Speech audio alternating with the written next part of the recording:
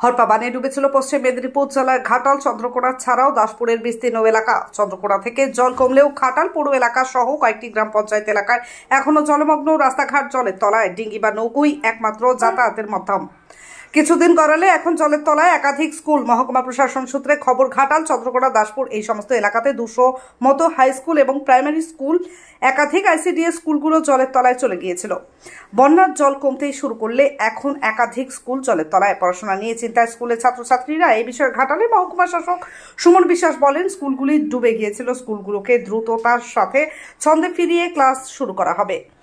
বহু স্কুল এখনো ডুবে রয়েছে বন্যার জলে। শিক্ষা দপ্তরকে সমস্ত রিপোর্ট পাঠানো হচ্ছে। মানুষজন চাইছে দ্রুত ছন্দে ফিরুক ঘাটাল।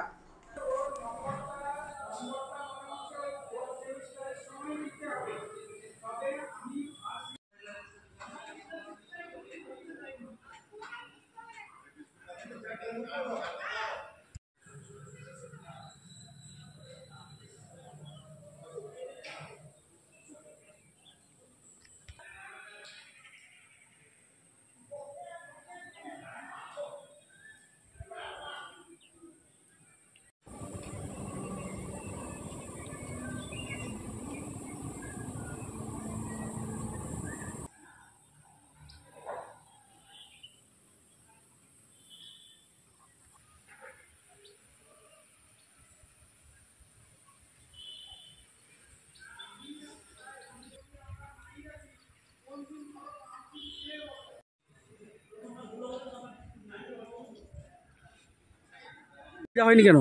বন্যার কারণে স্কুল বন্ধ রয়েছে। কতদিন? এক সপ্তাহ। জল তো কমছে? হ্যাঁ, এখনো জল রয়েছে।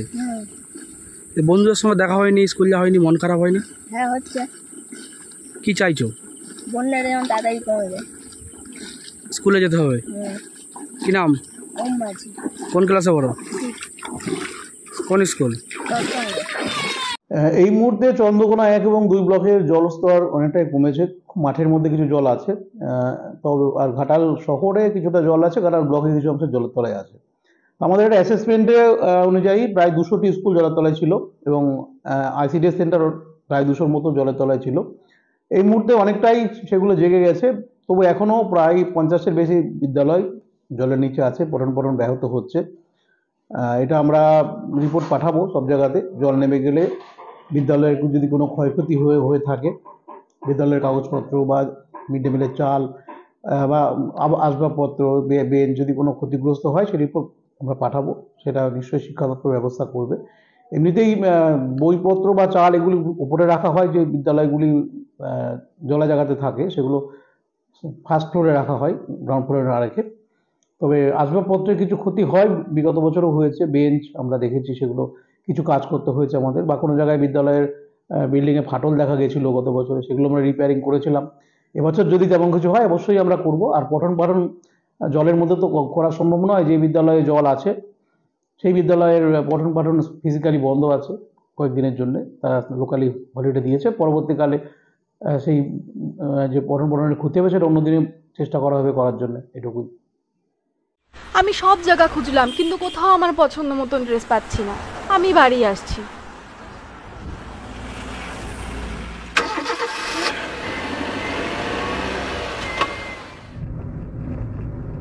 চলো যাই ফ্যাশনের দুনিয়ায়, চলো যাই নতুন সাজাতে, ফ্যাশনেবল হতে জানায় আমন্ত্রণ।